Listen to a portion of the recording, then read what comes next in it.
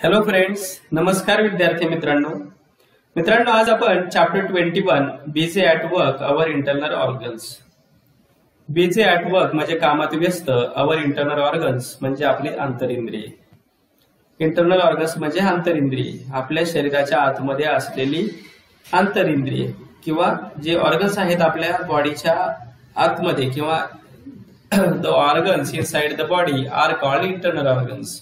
म्हणजे आपल्या शरीराच्या आतमध्ये जे ऑर्गन्स असतात त्याला इंटरनल ऑर्गन्स म्हणतात. For example heart, lungs, intestines हे इंटरनल ऑर्गन्स आहेत की जे आपण नुसत्या उघड्या डोळ्याने पाहू शकत नाही, है की नाही. तर आता या ठिकाणी हा लेसन पाहत असताना मित्रांनो मी संपूर्ण लेसन समजावून सांगतोय तुम्हाला. हा लेसन वेगवेगळ्या 2 पार्टमध्ये डिवाइड केलेला असेल आणि याचे दोन्ही पार्ट तुम्ही पहा आणि याची जी लिंक आहे ती मी तुम्हाला डिस्क्रिप्शन मध्ये देणार आहे. सोबतच याचा जो एक्सरसाइज आहे ना तो सुद्धा मी देणार आहे. या लेसनचे सगळे पार्ट पहा. 2 किंवा 3 पार्ट मध्ये हा व्हिडिओ लेसन मी अपलोड करतोय. त्याचे सगळे पार्ट्स पहा आणि मग समजून घ्या. आता सुरुवात करूया मित्रांनो. कॅन यू रिकॉल, थोडं आठवून पहा. कॅन यू रिकॉल म्हणजे काय, थोडंसं आठवून पहा. तर पहा आता. Take a large sheet of thick paper about the height of a child in the class. तुमच्या वर्गातील विद्यार्थ्याच्या उंची एवढा काय करा, large sheet of thick paper, जाड कागदाचा किंवा जाड पुठ्ठा घ्या. Put it on the wall as shown in the picture. चित्र दाखवले तुम्हाला या ठिकाणी आणि तो काय करा, भिंतीवर लावा. And secure it with tapes, आणि त्याला टेप्स लावा. पहा या ठिकाणी चिकटपट्टी लावा. बरोबर, या ठिकाणी पहा तुम्हाला दिसते चिकटपट्टी लावलेली आहे या ठिकाणी 4 कोपऱ्यांवर, आहे की नाही. As shown in the picture and secure it with tapes. Ask one student to stand against it and another to draw outline of the body. एका विद्यार्थ्याला असं इथं उभं राहायला सांगा आणि बाकीच्यांनी काय करा, त्या ठिकाणी त्याचा आउटलाईन काढायची आहे. आउटलाईन पहा अशी येईल त्याची. बरोबर. आता काय करा, now get other students to point out right places of the following organs within the outline. The brain, lungs, heart and stomach. हे जे आउटलाईन आहे ना, मग त्या ठिकाणी ब्रेन कुठे दाखवणार तुम्ही, इथं हेड म्हणजे डोक्याजवळ दाखवणार.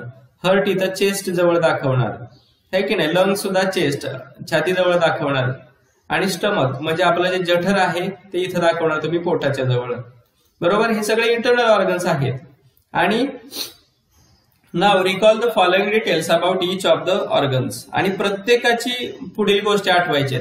In which cavity of the body is it situated. बरोबर, तर कोणत्या कॅव्हिटीमध्ये, कोणत्या पोकळीमध्ये कुठला इंटरनल ऑर्गन आहे ते लिहायचं आहे. समजा तुम्ही स्टमक दाखवलं तर ती कोणत्या कोठे असणार आहे, ते असणार आहे अब्डोमिनल कॅव्हिटीमध्ये, आहे की नाही. तसंच ब्रेन कोणत्या कॅव्हिटीमध्ये आहे तो सुद्धा शोधायचा आहे, इथं लिहायचं आहे. आणि व्हॉट इज इट्स फंक्शन. प्रत्येक जे इंटरनल ऑर्गन आहे ना त्याचं फंक्शन म्हणजे त्याचं काय करायचं आहे, आपल्याला त्याचं कार्य लिहायचं आहे. प्रत्येक इंटरनल ऑर्गनचं फंक्शन किंवा कार्य आपण काय करायचं आहे, लिहायचं आहे. आणि त्यानंतर अजून काय लिहायचं आहे पहा, which are the bones that protect it. त्या ठिकाणी कोणत्या प्रकारची हाडं त्याचं संरक्षण करतात. पहा, ब्रेनचं संरक्षण करण्यासाठी इथं आपली स्कल असते, कवटी असते, है की नाही. इथं हार्ट आणि लंगचं संरक्षण करण्यासाठी रिब केज असतो. आणि या प्रश्नांचे उत्तर तुम्ही लिहायचे आहेत. आता पहा पुढे क्वेश्चन विचारलेला आहे पुन्हा. कॅन यू टेल, तुम्ही सांगू शकता का, what bodily needs or sensation do you become aware of even though you are reading a book. तुम्ही पुस्तक वाचत असताना सुद्धा आपल्या शरीरात सुरू असणाऱ्या कोणकोणत्या ज्या सेन्सेशन आहेत किंवा कोणकोणत्या ज्या क्रिया आहेत त्या तुम्हाला जाणवतात ते लिहायचं आहे. Processes like respiration, digestion go on inside the body continuously with the help of certain organs. म्हणजे रेस्पिरेशन म्हणजे श्वसन, डायजेशन म्हणजे पचन, go on inside the body continuously with the help of certain organs. काही ऑर्गन्सच्या मदतीने आपल्या शरीरामध्ये रेस्पिरेशन म्हणजे श्वसन, डायजेशन म्हणजे पचन यासारख्या प्रोसेसेस सुरूच असतात कंटिन्युअसली, त्या कधी थांबत नाही. Let us learn something about these processes and the organs that carry them out. या ज्या वेगवेगळ्या प्रोसेस आहेत त्यांच्याबद्दल आपण अधिक माहिती घेऊया आणि हे कोणकोणत्या ऑर्गन्सच्या मदतीने कोणकोणत्या इंद्रियांच्या मदतीने ह्या प्रोसेसेस होतात ते आता आपण पाहूया. आता या ठिकाणी म्हटलेलं आहे पहा ट्राय दिस म्हणजे करून पहा. काय करून पाहायचं आहे पहा. Use a watch to count how many times you breathe in 1 minute when you are sitting comfortably. म्हणजे जेव्हा तुम्ही निवांत बसलेले असतात ना तेव्हा घड्याळाचा वापर करून 1 मिनिटामध्ये तुम्ही किती वेळा श्वासोच्छवास करता ते मोजा. From this work out approximately how many times you breathe in an hour. आणि याचाच थोडासा अंदाज घेऊन तुम्ही 1 तासामध्ये किती वेळा श्वासोच्छवास करता किंवा श्वास घेता ते तुम्ही काढू शकताय. बरोबर. आणि आता हा प्रयोग केल्यानंतर आपण काय शिकणार आहोत. आता शिकणार आहोत आपण रेस्पिरेशन. रेस्पिरेशन म्हणजे मित्रांनो श्वसन. रेस्पिरेशन म्हणजे श्वसन. आपण नाकाद्वारे श्वास घेतो आणि बाहेर सोडतो श्वास, पुन्हा उच्छवास करतो त्याला. बरोबर. आता we need air, water and food to live. आपल्याला जगण्यासाठी एअर म्हणजे हवा, वॉटर म्हणजे पाणी आणि फूड म्हणजे अन्न यांची गरज असते. It is necessary for the body to get a continuous supply of oxygen. आपल्या शरीराला ऑक्सिजनचा कंटिन्युअस सप्लाय आवश्यक असतो. आपल्याला ऑक्सिजनची गरज असते किंवा कंटिन्युअस ऑक्सिजनचा सप्लाय गरजेचा असतो हे आपण आता पाहिलं. We get this oxygen from air through breathing. आपल्याला हा ऑक्सिजन एअर म्हणजे हवेतून मिळतो, ब्रिदिंग म्हणजे श्वासाद्वारे किंवा श्वसन करत असतो तेव्हा. That is why we breathe continuously. आणि आपल्याला हवेतून ऑक्सिजन मिळतो म्हणून आपण काय करतो, कंटिन्युअसली श्वसन करत असतो. In our body there are organs that carry out the work of respiration. आपल्या शरीराच्या आतमध्ये सुद्धा श्वसनाचं कार्य व्यवस्थित चालण्यासाठी काही ऑर्गन्स असतात, काही इंद्रिय असतात. Read their names in the diagram or on the text page and also their description. आता या ठिकाणी पहा, ही आहे आपली रेस्पिरेटरी सिस्टीम. रेस्पिरेटरी सिस्टीम म्हणजे ऑक्सिजन वायू आतमध्ये घ्यायचा आणि कार्बन डायऑक्साईड वायू बाहेर सोडायचा. तर ह्या रेस्पिरेटरी सिस्टीम मध्ये काय काय येतं पहा.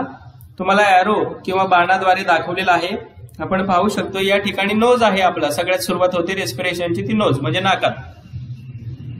त्यानंतर आहे ही ट्रॅचिया किंवा विंड पाईप म्हणतात त्याला. याला श्वासनलिका म्हणतात की तो नाकाद्वारे घेतलेली हवा लंग्स. ही लंग्स आहेत आपल्याला, दोन्ही बाजूला लंग्स असतात.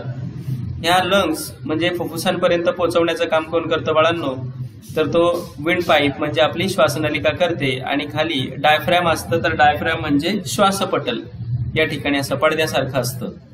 आता त्याचं प्रत्येकाचं फंक्शन किंवा प्रत्येकाचं डिस्क्रिप्शन पाहूया. The diagram above shows our respiratory organs. He diagram जे आहे ते आपल्याला रेस्पिरेटरी ऑर्गन्स दाखवत आहे. वेन वी इनहेल हा शब्द नवीन आहे पहा. इनहेल म्हणजे श्वास आत घेणे. The air from outside goes into the trachea and through its branches into the lungs. आपण जेव्हा इनहेल म्हणजे श्वास आत घेतो तेव्हा आउटसाइड एअर म्हणजे जी बाहेरची हवा आहे ती विंड पाईप म्हणजे आपल्या श्वासनलिकेमध्ये येते आणि त्याचे छोटे छोटे जे ब्रांचेस आहेत पहा. इथे या ठिकाणी तुम्हाला 2 ब्रांच दिसत आहेत आणि ती लंग्स म्हणजे फुफ्फुसापर्यंत जात असते. इन द लंग्स फुफ्फुसामध्ये गेल्यावर काय होतं, these branches divide further into smaller and smaller branches. या ठिकाणी पहा छोट्या छोट्या ब्रांचेस तुम्हाला शिरांसारखे दिसत आहेत, पाईप छोटे छोटे. And at the end of last branches there are the air sacs or alveoli. आणि शेवटी ह्या ज्या ब्रांचेस संपल्यानंतर त्यांच्या टोकाला काय असतात, अल्व्हिओली किंवा एअर सॅक्स असतात. त्याला वायुकोश असं म्हटलं जातं. Between the thoracic cavity and the abdominal cavity there is an organ like a flexible sheet. It is called a diaphragm. पहा, abdominal cavity म्हणजे तुमचं पोट, इथून सुरू होतं. हा जो डायफ्रॅम आहे तिथून आपली उदर पोकळी किंवा पोटाची पोकळी सुरू होत असते. बरोबर. आणि ही वरची आहे ती छातीची पोकळी आहे. त्याला उरो पोकळी असं सुद्धा म्हणतात. ही छातीची पोकळी आणि खालची उदर पोकळी किंवा जी पोटाची पोकळी आहे ती वेगळी करण्यासाठी हा एक पडद्यासारखा भाग असतो. तर त्याला डायफ्रॅम म्हणजेच श्वासपटल असं म्हणतात. पहा या ठिकाणी तुमचा डायफ्रॅम आहे. हा डायफ्रॅम कशामध्ये आहे? थोरासिक कॅव्हिटी म्हणजे आपली छाती पोकळी किंवा उरो पोकळी आणि पोटाची पोकळी या दोघांना वेगळं कोण करतं? तर हा डायफ्रॅम म्हणजे श्वास पटल त्याला वेगळं करत असतं. The diaphragm and it's movement. आता डायफ्रॅम आणि त्याची हालचाल पाहूया आपण. When the outside air reach the alveoli, the oxygen in it, इकडे पाहतोय आपण the diaphragm and its movement. When the diaphragm moves downward, we breathe in and the incoming air fills the alveoli in the lungs. म्हणजे जेव्हा श्वासपटल खालच्या दिशेने सरकतं, हे जे श्वासपटल आहे ते खालच्या दिशेने सरकतं, तेव्हा काय करतो आपण? श्वासावाटे हवा नाकामध्ये घेतली जाते आणि काय केलं जातं? अल्व्होली म्हणजे वायुकोश भरले जातात. केव्हा? हे जे श्वासपटल आहे, हा जो डायफ्रॅम आहे तो काय होतो? जेव्हा खाली जातो तेव्हा हवा लंग्स मध्ये किंवा वायुकोशामध्ये भरली जाते, म्हणून तो पडदा खाली येतो. When diaphragm moves upwards, air in the lungs is pushed out. हा पडदा जेव्हा वरती जातो तेव्हा लंग्स मधून हवा बाहेर निघते. हा डायफ्रॅम आहे तो वरती जातो तेव्हा हवा बाहेर जाते आणि डायफ्रॅम जेव्हा खाली येतो तेव्हा हवा काय होते? त्याच्यामध्ये भरली जाते लंग्स मध्ये.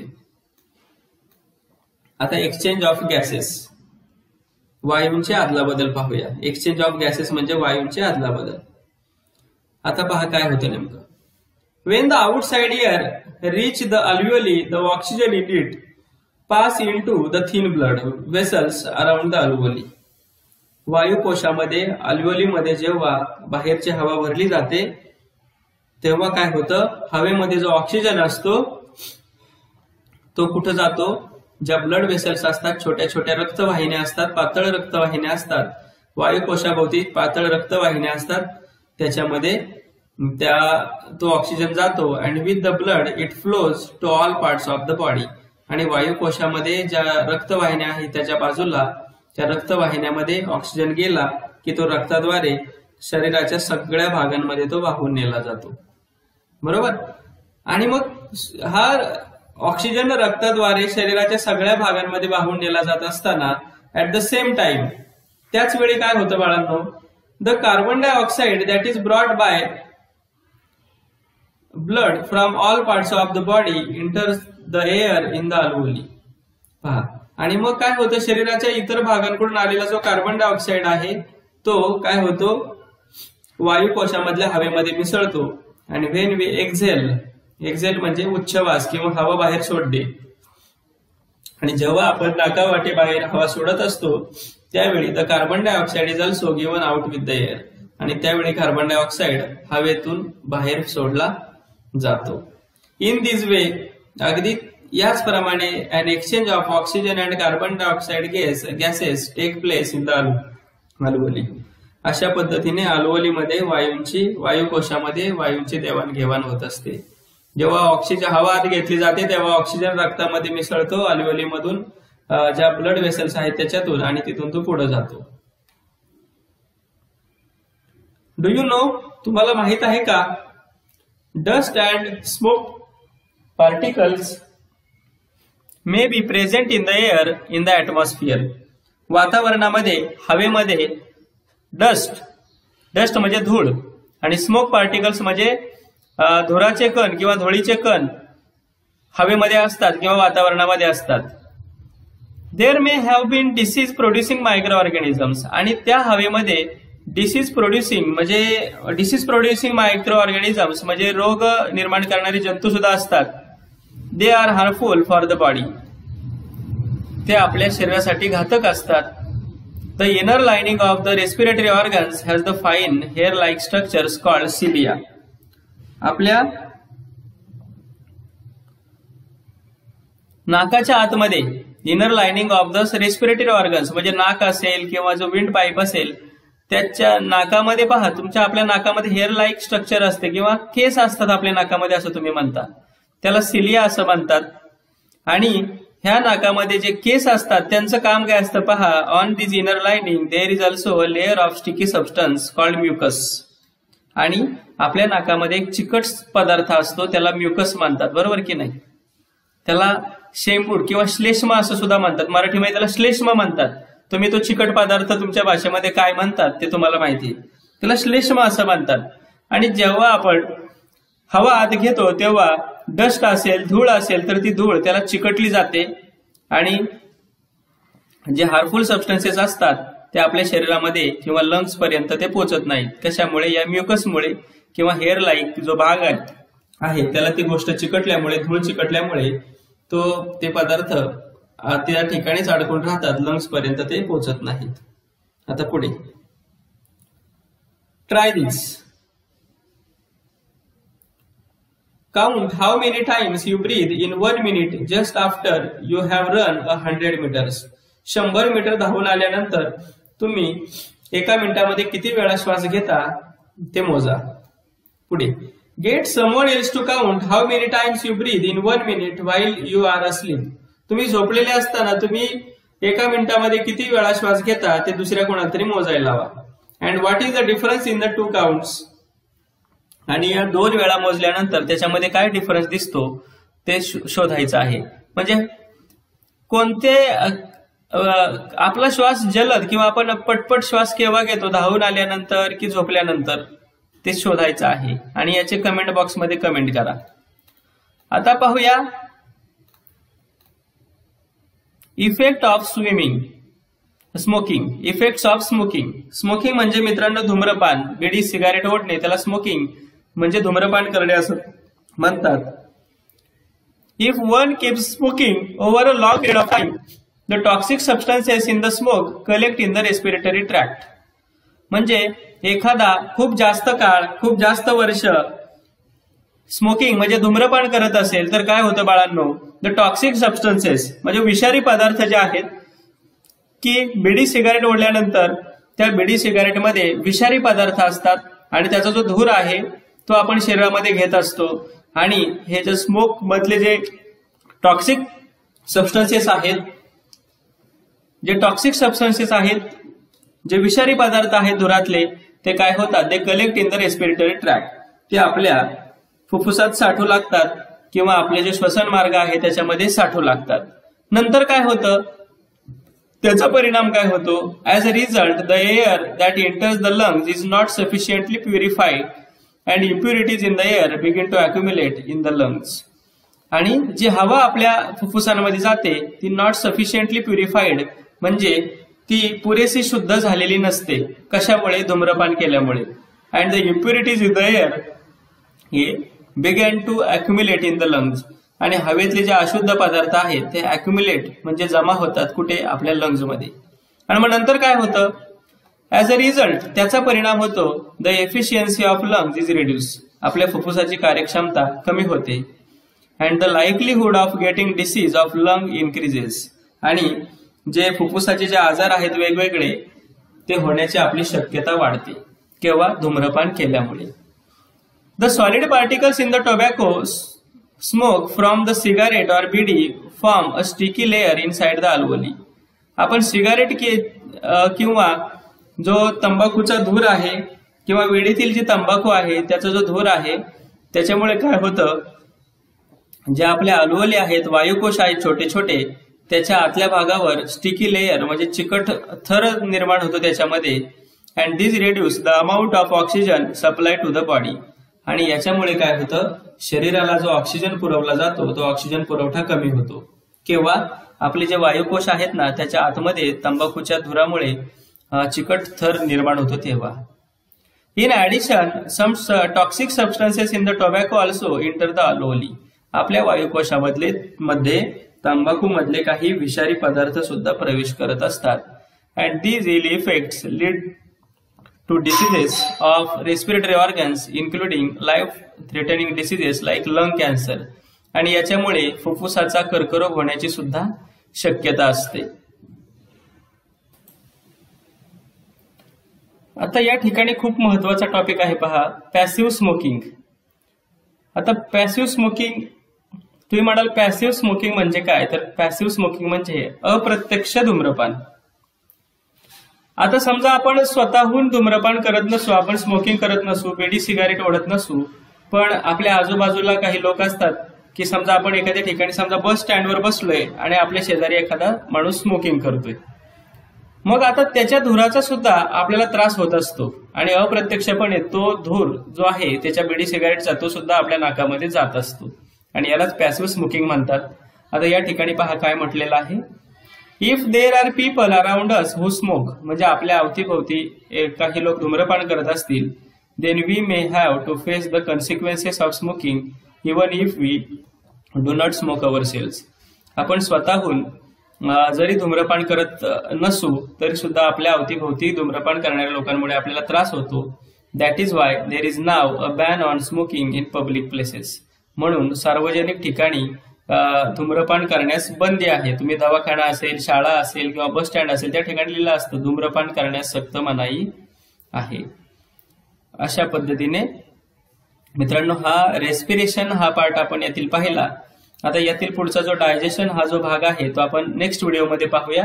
त्याची लिंक सुद्धा पार्ट 2 ची तुम्हाला डिस्क्रिप्शन मध्ये दिलेली आहे, एक्सरसाइज सुद्धा दिलेला आहे.